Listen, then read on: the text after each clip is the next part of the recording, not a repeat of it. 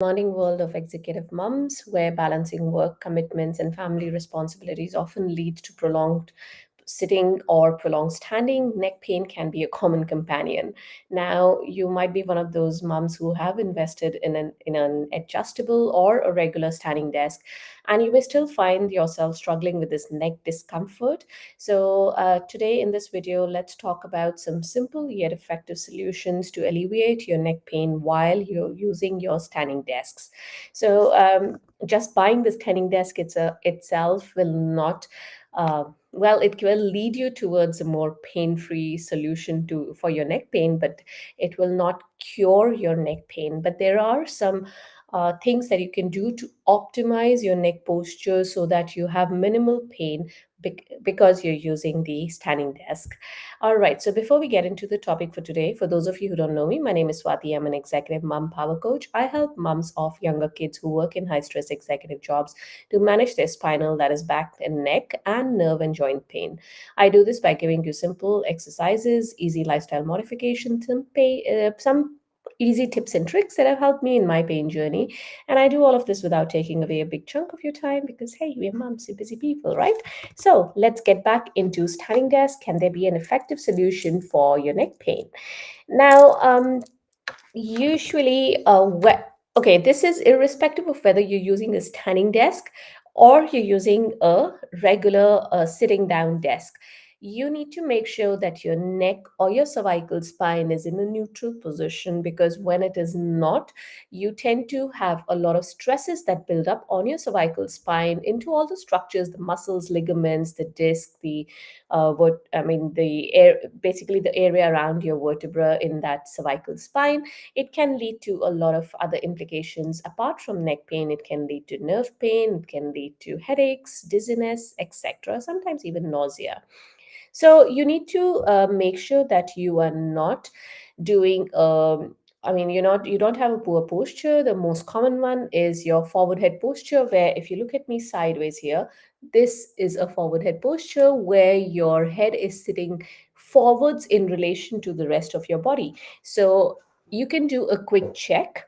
When you are sitting down at your desk, if you just take a pen and drop it down from the point of your earlobe here, and this is the point of your shoulder. So if you drop this pen down, so in my case, when you drop the pen down, it sort of sits around the point of the shoulder. It's not too far forward. However, if I mimic a forward head posture, do you see how the pen, when it drops from the earlobe, it is falling quite far ahead from the point of my shoulder? So if you're around this area, you're still fine. But if it's over here, right here, and you know that you have a forward head posture. Another way of doing this is if you stand with your back towards the wall. That's called a wall test. You stand with your back towards the wall, so your bottom is touching the wall, and your feet will be slightly like one step ahead from the wall. So the heels are not touching the wall. And when you're standing there, your bottom, your mid back, and the back of your head, these 3 points should be touching the wall. However, if your head, the back of your head, it is an effort to push it back and then touch it to the wall, you know that you probably have a forward head posture. So you can do these two simple tests to know if you have a forward head posture. All right. So if you know that you have a forward head posture, moving ahead, what can you do for this forward head posture? There is something called a chin nod. This is a postural correction exercise. If you watched any of my videos with neck pain, you might have come across this.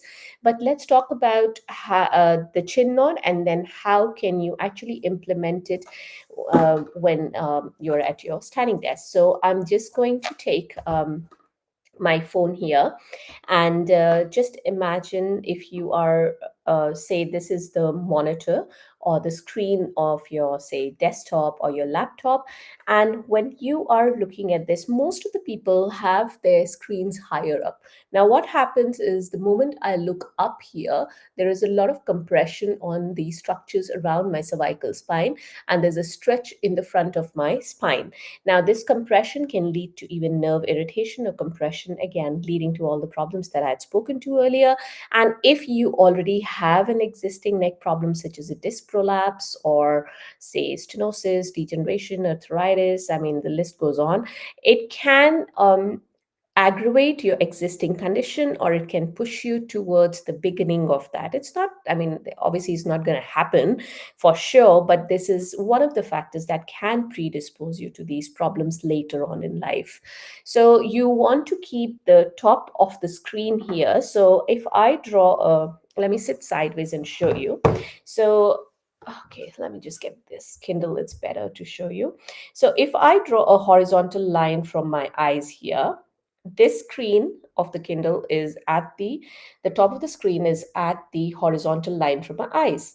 Now drop this down by about 5 to 10 degrees. So do you see how that pen is tilted down? It's not straight up, but it's tilted down. And now the top of the screen is about 5 to 10 degrees below the horizontal gaze of my eyes. This position of your cervical spine where you have a slight nod. So this is a slight nod that I have.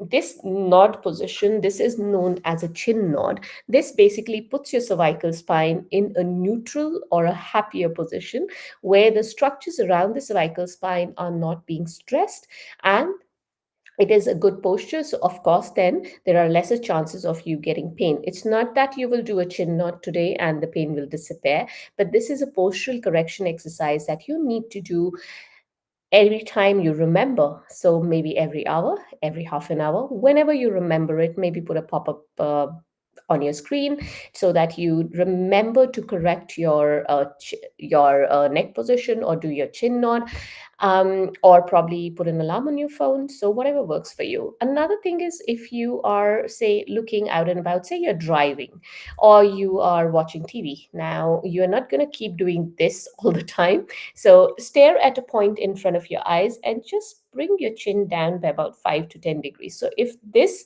is 100% of a nod, all you're doing is a 5 to 10 degrees nod at your cervical spine or your neck. So that is what I was talking about when I said you need to do this practically in your daily life. So this was about the chin nod. This, of course, is applicable when you're holding your phone or you're reading a book as well. All right, just looking at my notes here.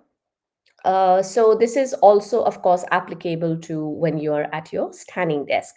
Now, another thing is the distance of the body from the standing desk. So you should be at a distance from your standing desk so that your elbows here are, this angle here from the arm to forearm at your elbow is a little more than 90 degrees. So you don't want it completely bent. You want it like a little more than 90 degrees of a bend when you are typing or using your keyboard. You might have to get a separate keyboard if you are going to mount your laptop in a separate, like on a separate stand or something, because you want to maintain that chin nod. So, of course, if you have an adjustable standing desk, then you can always raise or lower the standing desk itself. Another thing is, yeah, why are we doing this? So if you are too far off, you will be like this. Of course, there's a lot of stress that builds up on your shoulders and neck, and of course, that'll lead to neck pain. And if you're too close to the standing desk, again, you're going to have a lot of tension around your shoulder. So this is the reason we have that safe distance from your standing desk. Another thing you want to do in standing is, this might come as a surprise to you, but make sure that your feet are firmly planted on the ground. Of course, there is this, if you've heard me talk about standing desk, I always say use a stool, offload one foot. So basically, put it on the stool, let your body weight be on the foot that is touching the floor, and then swap your feet. Of course, you need to do this, but when you are standing with both your feet on the ground, I want you to stand on the tripod of your foot. Now, what is the tripod?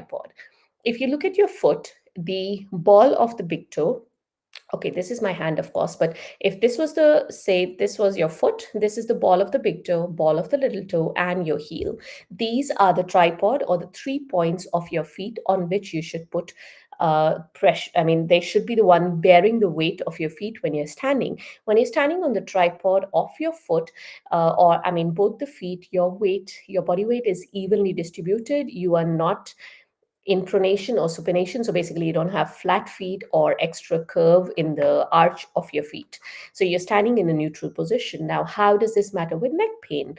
So whatever, look at a building. If the base is not strong, it's going to have repercussions up on the upper floors, right? So if your feet are not firmly planted on the floor, the stresses are going to travel up, because suppose you're flat footed, so you're standing with more weight on the insides of your feet. Of course, the stress is going to travel up your legs into your knees, your lumbar spine, and then your spine is like building blocks, one on top of the other. It is going to eventually influence or negatively affect your neck as well, or your cervical spine, and of course leading to neck pain. Now this is of course something that doesn't happen overnight, but it can happen.